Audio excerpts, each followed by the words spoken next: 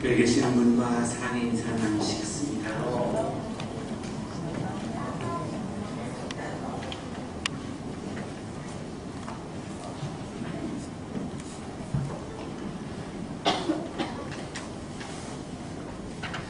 빅터 프랭클이라고 하는 분은 1905년에 오스트리아 빈에서 태어났습니다. 빈대학에서 대학박사, 철학박사 학위를 취득을 하고 행복한 삶을 살 것이라고 그렇게 기대를 했습니다. 그러나 히틀러의 등장으로 인해서 유대인 인종 청소라고 하는 이런 구호 때문에 아우슈비츠 수용소에 갇혔습니다. 본인이 잘못한 것은 아무것도 없습니다. 유대인이라고 하는 이유 하나만으로 갑자기 아우슈비츠에 갇힌 것이지 본인의 뭐 죄가 많아서 본인의 어떤 과오가 있어서 그렇지 않습니다. 이거를 빅터 프랭클은 시련의 불가피성이라고 뒤에 가서 이야기를 합니다. 모든 인간은 시련의 불가피성 앞에 놓여 있을 수밖에 없다는 것입니다. 아우슈비츠에서 죽음을 앞두고 있는 사람들의 정신적인 상태를 목격을 했고 쪽지, 종이 이런 데다가 아주 이렇게 메모를 이렇게 나가면서 학문적인 연구를 계속해 나갔습니다. 정말 뼛속까지 학자인 것 같아요. 그런 상황에서도 연구를 합니다. 두 가지 종류의 사람을 발견합니다. 하나는 시련 앞에 놓여있을 때에, 죽음 앞에 놓여있을 때에 자포자기하는 사람들을 보았고, 또 하나는 그 상황에서도 이 시련이 나에게 주는 의미가 무엇인가를 발견하는 사람들, 두 종류의 사람들을 발견합니다.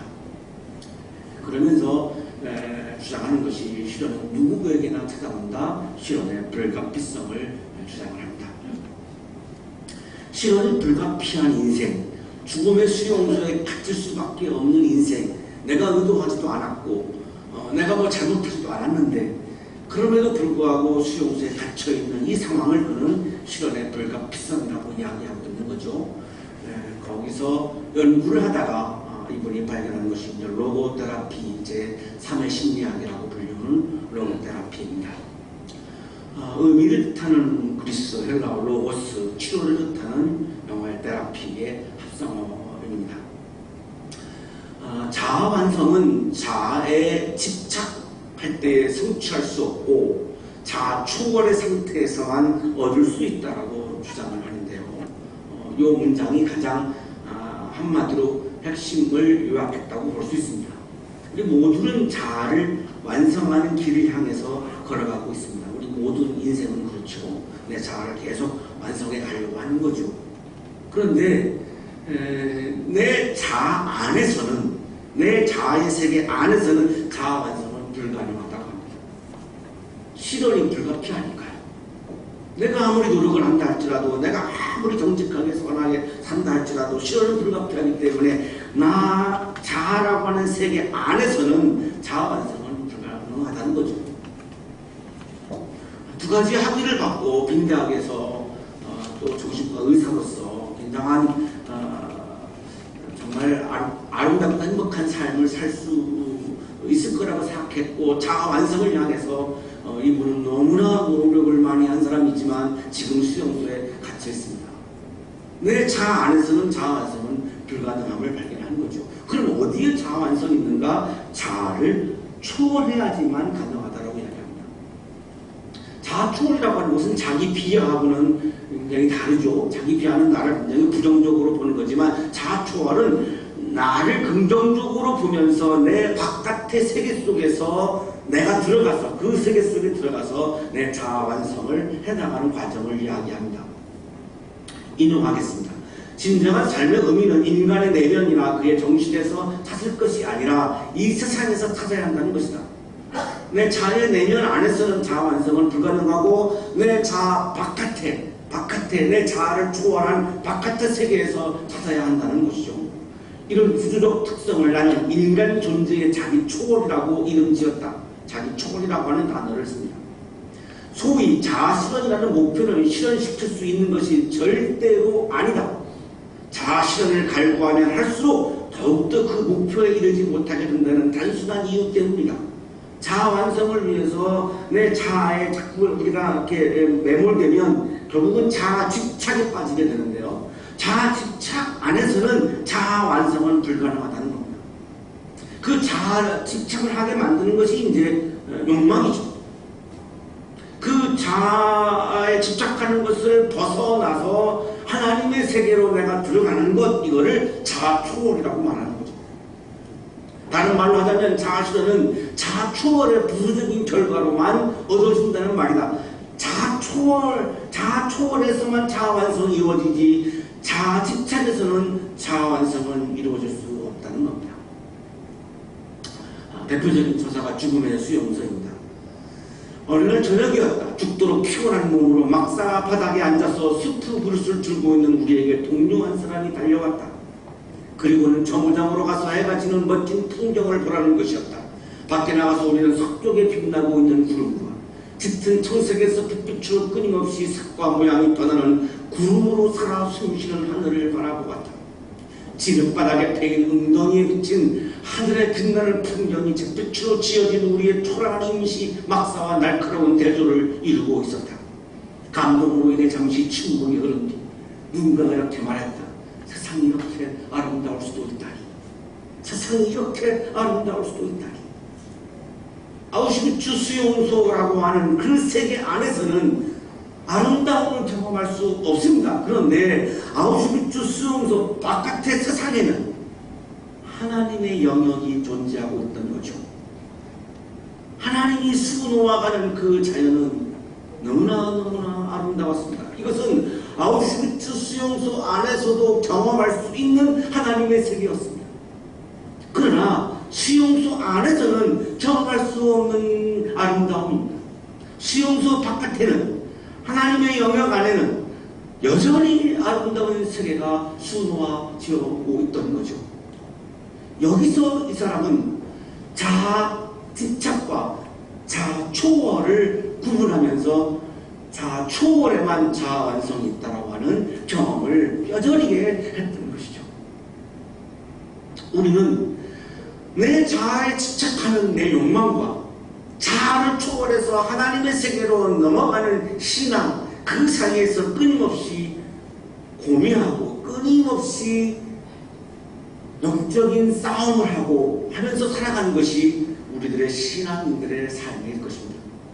저나 여러분이나 지금 이 순간에도 내 자아를 고집하고 내 자아를 집착하려고 하는 욕망과 이거를 내려놓고 이것을 버리고 하나님의 세계, 자아를 초월해서 하나님의 세계로 들어가고 싶어하는 이 영적 갈망 사이에서 우리는 끊임없이 고뇌하며 살고 있는 거죠. 오늘 성서일과는 바로 이 고뇌의 장면을 우리에게 보여주고 있습니다. 자아를 집착하는 본능과 자아를 초월해서 하나님의 세계로 들어가는 자아 초월의 세계를 끊임없이 고민하는 장면을 우리에게 보여주고 있습니다. 주인공은 나아만이라고 하는 사람입니다. 나아만이라고 하는 사람은 시리아 왕의 군사령관입니다. 시리아는 히브리어로는 아람이라고 부르고요. 옛날에는 지도에 아람이라고 나오고 요즘에는 이제 시리아라고 나옵니다. 이때 왕을 벤하댓 2세로 추정을 합니다. 정확하진 않고 이렇게 추정을 합니다. 이 나아만은 이 벤하댓 2세로 추정되는 이 시리아 왕이 굉장히 아끼는 인물이었고 백성들로부터 굉장히 존경받는 사람이었습니다. 그 이유는 전쟁 영웅입니다. 이스라엘을 치는데 혁혁한 공을 세웠고 이스라엘 왕들을 죽이는 데에도 굉장한 공을 끼쳤던 사람이기 때문에 시리아에서는 아주 국가적인 영웅의 취급을 받는 그런 사람이에요. 주님께서 그를 시켜 시리아에 구원을 베풀어 주신 일이 있었습니다. 이 구절은 굉장히 우리들에게 어려운 본문입니다. 주님께서 그를 시켜서 나아만은 하나님을 믿는 사람이 아닙니다. 신앙인이 아닙니다. 그리고 이스라엘 사람이 아닙니다. 이방인이죠. 그리고 비신앙인입니다. 그런데 하나님은 그를 시켜서 시리아의 구원을 베풀었습니다. 구원의 도구로 사용하셨습니다.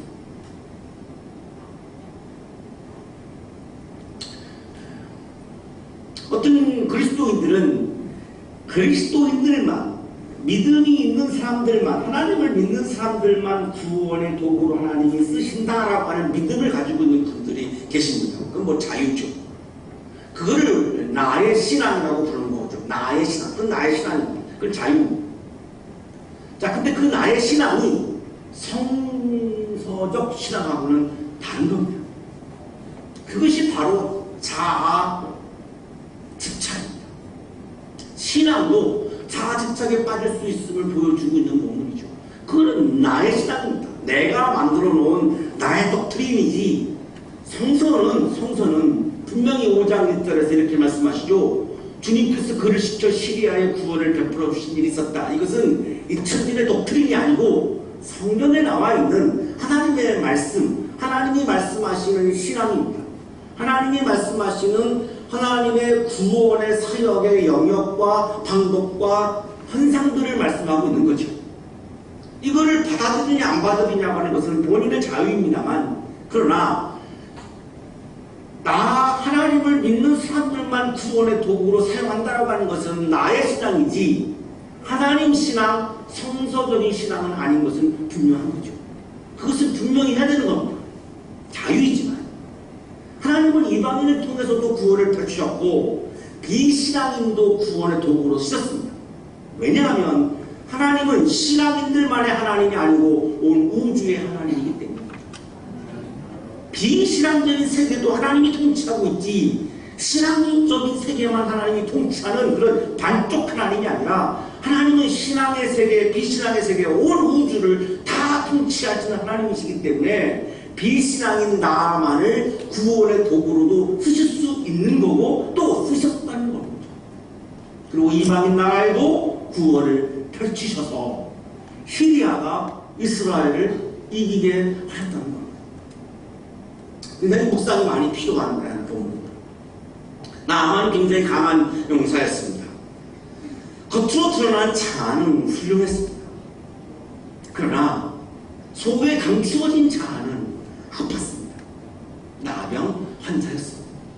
약적으로도 고칠 수도 없고 천하의 나만도 해결할 수 없는, 천하의 영웅 나만도 본인이 해결할 수 없는 아픈 자아를 가지고 있었던 거죠. 이거를 빅터 프랭클은 시련의 불가피성이라고 말하는 겁니다. 그 정도의 국가적인 영웅이라면 문제가 없어야 되죠. 아픔이 없어야 되죠. 아픈 자아가 없어야 되죠. 그냥 완벽하게 정말 행복하고 완벽하게 훌륭해야 되죠. 그러나 그것은 겉으로 드러난 자아이고 속의 자아 속에는 절대 해결할 수 없는 아픈 자아, 시련의 불가피성을 가지고 있었던 거죠. 오늘 본문의 핵심은 이 아픈 자아를, 시련의 불가피성을 나아만이 어떻게 해결해 가는가가 가장 중요한 포인트입니다. 시리아가 군대를 일으켜서 이스라엘을 쳐들어갔을 때에 어린 소녀 하나를 잡아왔습니다. 그 소녀는 히브리인 소녀죠. 이 히브리인 소녀는 나아만의 아내의 시중을 드는 그런 몸종을 역할을 했습니다. 어느 날 이 히브리인 소녀가 나아만의 부인, 주인에게 이렇게 말하는 겁니다. 주인 어른께서 사마리아에 있는 한 예언자를 만나보시면 좋겠습니다. 그분이라면 어른의 나병을 고치실 수가 있을 것입니다. 나만이 안고 있는 시련의 불가피성에 대한 해결할 수 있는 길을 이 히브리어의 한 소녀가 지금 제시하고 있는 거죠. 굉장히 놀라운 거죠. 나만과 시리아 왕이 보잘것없는 이 히브리, 이름도 나와 있지 않는 이 히브리인 소녀의 말대로, 이야기대로 그대로 따라서 합니다.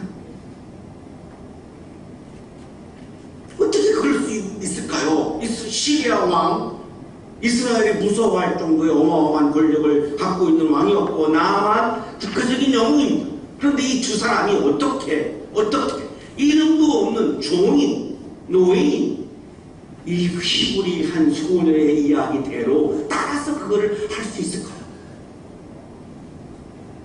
어쨌든 여기에는 자아집착이 아니라 자아초월이 작동하고 있습니다. 시리아 왕과 나아만은 자아집착에 빠지지 않았고 히브리 소녀가 이야기하는 이야기를 따르고 있다고 하는 것은 자아를 초월하고 있는 거죠. 거기는 자존심도 다 벗었고 모든 것을 다 벗었습니다. 선입견을 다 벗었고 그냥 자아를 초월해서 그 소녀의 이야기를 따르고 있는 겁니다. 이것이 놀라운 사건의 하나님 사건에 지금 출발하는 장면입니다. 자아 초월이 아니라 자아 집착에 빠지면 하나님의 사건은 불가능함을 우리에게 말씀해 주고 있는 거죠. 이 소녀는 어린이입니다. 나아만은 어른입니다. 소녀는 여성입니다. 나아만은 남성입니다. 소녀는 종입니다. 나아만은 주민입니다. 누가 보더라도 보잘것없는 히브리 소녀를 통해서 하나님은 구원의 사건을 시작하고 있습니다. 보잘것없는 것은 우리의 시각이지 하나님이 보실 때에는 보잘것없는 존재가 아니었던 거죠. 그것이 바로 우리들의 자아의 고정관념이고 자아 집착입니다. 하나님은 그 히브리 소녀를 전혀 보잘것없다고 생각하지 않았고 구원의 도구로 쓰고 계십니다. 시리아 왕이 기꺼이 허락합니다. 자, 시리아 왕도 나아만처럼 자아를 초월하고 있습니다. 어떻게 그렇게 약한 나라인 이스라엘에 가서 뭘 어떻게 하겠다는 거냐라고 하지 않고 그걸 다 받아들이죠. 자아 집착을 넘어서 자아 초월로 가고 있죠. 내가 이스라엘 왕에게 편지를 써 보내겠으니 가보도록 하시오. 나아만은 은 10달란트와 금 6,000개와 옷 10벌을 가지고 갑니다. 은 340kg, 금 90kg으로 그렇게 추측을 합니다. 굉장히 많은 보화들을 가지고 외교 문서와 함께 지금 시리아 왕이 이스라엘 왕에게 나아만을 보내고 있는 거죠. 왕의 편지 외교적 문서를 보냈습니다. 그 외교적 문서에는 이렇게 쓰였습니다. 내가 이 편지와 함께 나의 신하 나아만을 주야에게 보냅니다. 부디 그의 나병을 고쳐주시기 바랍니다. 이스라엘 왕이 어떻게 나아만의 왕의 나병을 고칠 수 있습니까? 의사도 아니고 의학적으로 치료가 불가능한 거를 이스라엘 왕이 어떻게 이거를 하라는 겁니까? 그러니까 딱 이 문서를 받아들은 순간 이스라엘 왕은 시리아 왕을 무서워하기 시작합니다. 이거는 트집을 잡아서 쳐들어오기 위한 명분 쌓기용이구나. 이래서 이제 그 군사적 침입을 두려워합니다. 아이러니하죠. 시리아 왕은 자아를 초월하고 있고 히브리 소녀가 이야기한 하나님의 소리를 받아들이고 있고 하나님을 믿고 있는 이스라엘 왕은 자아를 초월하지 못하고 하나님의 영역을 바라보지 못하고 자아에게 집착해서 내가 가지고 있는 군사력으로는 어려우니까 지금 시리아 왕을 두려워하고 있는 굉장히 아이러니한 상황이 벌어지고 있습니다. 상식적으로는 이스라엘 왕은 자아를 초월해서 하나님의 영역을 봐야 하는 것이고 시리아 왕은 믿음이 없으니까 자아에 집착해서 하나님의 영역을 보지 못하는 게 상식인데 지금 여기는 거꾸로 자아 초월을 하지 못하고 하나님의 영역을 보지 못하고 그래서 지금 막 두려워하고 무서워하고 있는 거죠.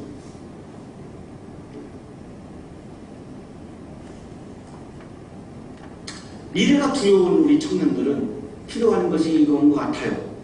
내가 가지고 있는 능력, 내가 가지고 있는 환경만으로는 실현의 불가피성을 어떻게 해볼 도리가 없습니다. 그러나 하나님의 영역을 보라는 거죠. 하나님의 영역에서는 새로운 사건이 하나님 나라의 사건이 가능하기 때문입니다. 그거를 보는 거에 바로 신앙이죠. 그거를 보지 못하는 게 바로 나의 고집입니다. 나의 의로움입니다. 나의 세계에 내가 빠져버리는 거죠. 그 갈등을 하고 있는 거죠. 이스라엘 왕이 낙담해서 옷을 찢었습니다. 이것을 엘리사가 하나님의 사람 엘리사 이시하 엘로힘 하나님의 사람 the man of God 하나님의 사람 엘리사가 이것을 듣고 왕에게 사람을 보내서 어찌해서 옷을 찢었습니까? 그 사람을 나에게 보내주십시오. 이스라엘에 예언자가 있음을 그에게 알려주겠습니다. 하나님의 사람 엘리사는 이스라엘 왕에게 구원의 소리를 전하고 있죠. 막다른 골목이 아니라는 겁니다. 하나님의 사람 예언자가 있음을, 하나님의 영역이 있음을 내가 보여주겠다는 겁니다. 엘리사는 철저히 자아를 초월해서 하나님의 영역을 보고 있죠. 이것을 우리는 신앙이라고 부르는 거죠. 나아만은 군마와 병거를 거느리고 엘리사의 진문 앞에 도착을 했습니다. 엘리사는 사환을 시켜서 나아만에게 요단강으로 가서 몸을 7번 씻으면 장군의 몸이 깨끗하게 될 거라고 말합니다. 하나님의 사람 엘리사는 나아만 장군에게도 구원의 소리를 이야기하고 있습니다. 구원된다는 거죠. 나은다는 거죠. 피부가 깨끗해진다는 거죠. 하나님의 사람 엘리사는 끊임없이 구원의 소리를 말하고 있습니다. 왜냐하면 하나님의 영역을 보고 있기 때문입니다. 나의 세계를 끊임없이 보고 있는 한 구원의 소리를 말할 수가 없습니다. 내 안에 구원이 없기 때문에. 하나님의 영역을 보고 있기 때문에 엘리사는 끊임없이 계속해서 왕에게도 나아만에게도 구원의 소리를 이야기하고 있습니다. 하나님의 소리를 이야기하고 있습니다. 나아만은 화가 났습니다. 화가 난 이유는 2가지입니다. 엘리사가 정중히 자기를 대접하지 않았다는 겁니다. 정중히 대접하고 대접하지 않는 것은 엘리사의 몫이지 나아만의 몫이 아니죠. 철저히 나아만은 지금 여기에 와서 다시 자아 집착에 빠집니다. 초점이 나에게 있습니다. 대접을 하는 주체는 엘리사가 알아서 할 일이지. 나아만이 엘리사에게 정중히 대접하라 말라 할 간섭할 하등의 권한이 없습니다. 그런데 기분이 나빴습니다. 그건 무엇을 의미합니까? 나아만은 엘리사를 내 마음대로 할 수 있다고 하는 것을 전제하고 있습니다. 이것이 바로 자아 집착입니다. 잘 벗어나지 못하고 있는 거죠. 2번째 화가 난 이유는 성대한 치유의식을 해야 하는데 막 손들고 하나님께 막 기도하고 이런 성대한 치유의식을 해야 되는데 나타나지도 않고 가서 그냥 이야기만 하고 요단강에 가서 쉬시라고 사활을 시켜서 이야기하니까 너무 화가 나는 거죠. 성대한 치유의식을 할지 안 할지는 엘리사의 몫이지. 그건 엘리사가 할 일이지 나아만이 할 일이 아닌데 나아만은 여전히 초점이 자기에게 맞추어져 있습니다. 이게 바로 자아 집착입니다. 자아를 초월해서 이스라엘에 오기까지 했는데 결정적인 순간에 가서 다시 자아 집착에 빠지고 있는 거죠. 이게 바로 우리들의 모습이죠. 우리가 신앙을 통해서 계속해서 자아의 집착을 벗어나서 하나님의 세계에 들어가는 것을 끊임없이 영적인 노력을 하면서 여기까지 와 있는데 결정적인 순간에 가서 또 내가 다시 자아 집착에 빠지는 거죠. 바로 우리들의 모습이죠. 그래서 발길을 돌립니다. 다마스쿠스에 있는 아마나 강이나 바라발 강이 이스라엘의 강물보다 좋지 않다는 말이냐? 아마나 강은 현재 바라다 강인데요. 구글에서 지도를 찾으니까 나오는데 이 다마스쿠스 시내 한복판을 흐르고 있고 우리로 말하면 한강 정도 되는 것 같습니다. 에덴 동산이 여기였다라고 주장할 정도로 그렇게 주장하는 사람들이 있습니다. 에덴 동산이 여기였다라고 주장할 정도로 그렇게 아름답고 깨끗한 강인 것은 틀림없습니다.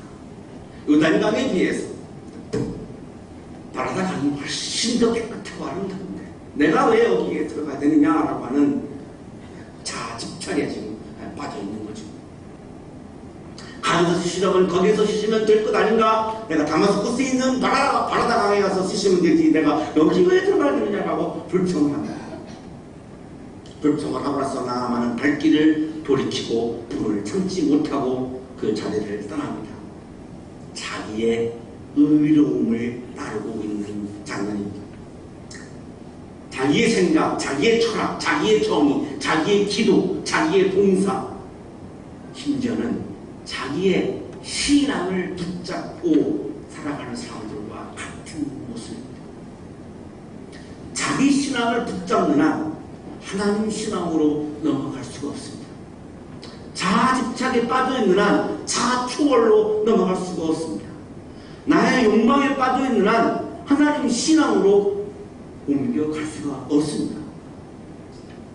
빅터 프랭크는 바로 이 장면을 가리켜서 자완성이 자 세계 안에서는 불가능하다라고 이야기하고 있는 거죠. 바로 이 장면입니다. 부하들이 나만에게 권면을 합니다. 뜻한 권면을 합니다. 물에 들어가라고 하는 게 뭐 이렇게 어렵습니까? 나 안다는데 설사 안 한다 할지라도 얼마든지 이거 할 수 있는 건데 뭐 못할 것이 뭐 있습니까? 부하들이 하고 있는 이야기는 자초월을 권유하고 있습니다. 엘리사가 한 이야기를 좀 받아들이십시오. 내가 들어갈 수 없다라고 하는 자집착을 벗어나서 들어가라고 하는 엘리사의 이야기를 좀 받아들이십시오. 자아를 초월해서 엘리사의 말의 세계로, 엘리사의 이야기의 세계로 한번 좀 들어가십시오. 뭐 손해날 거 뭐 있습니까? 물속에 들어갔다가 나오는 건데 뭐 아질 거 없지 않습니까? 손해날 거 없습니까? 여기까지 왔는데 대단 안 되든 들어갔다가 나오는 것이 좋지 않겠습니까? 굉장히 아주 객관적이고 현명한 그런 권면을 하고 있는데, 그런데 그 이야기가 자초월을 권유하는 이야기였던 겁니다. 나만은 하나님의 사람이 시킨 대로, 하나님의 사람이 시킨 대로, 나의 의로움이 시킨 대로가 아니라, 나의 말이 시킨 대로가 아니라, 나의 생각이 시킨 대로가 아니라 하나님의 사람이 시킨 대로 자아를 초월해서 하나님의 세계로 들어가고 있는 거죠. 자아 초월이죠. 하나님의 사람이 시킨 대로. 이것이 바로 신앙입니다. 나의 소리가 시킨 대로는 욕망, 하나님이 시킨 대로는 신앙입니다. 자기의 의를 뛰어넘고 있어요. 자아를 초월하고 있어요. 하나님의 사람이 시킨 대로. 이 장면은 정말 성령의 역사이지 이게 다만 본인의 힘으로는 제가 볼 때 가능하지 않습니다. 조금 전에 분명히 막 화가 나서 분이 나서 막 거기를 막 떠나는 이런 나만이 어떻게 부하들이 이야기한다고 해서 갑자기 태도를 바꾸어서 하나님의 사람이 시킨 대로 자아를 초월할 수 있겠습니까?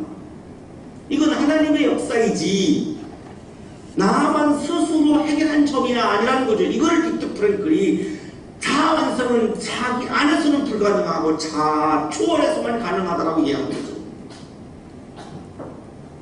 그의 살결이 어린아이의 살결처럼 사슬로 돌아와 깨끗하게 나았습니다. 자아의 소리가 아니라 하나님의 소리를 알았습니다. 신앙의 세계 안에서 구원의 축제가 일어났습니다. 영혼 구원이 아니라 몸이 낫는, 그래서 영혼까지도 다 치유되어지는, 아픈 내면의 자아가 다 해결되어지는 전인적 구원, 전존재의 구원을 지금 나아만은 경험하고 있습니다. 이것이 우리 그리스도인들이 경험해야 하는 하나님의 구원 사건인 것이죠. 여러분의 삶 속에서 구원의 축제가 펼쳐지기를 축복합니다. 거룩하신 하나님, 우리 모두 내면에 아픈 자아를 지니고 살아가고 있습니다. 이렇게도 해보고 저렇게도 해보지만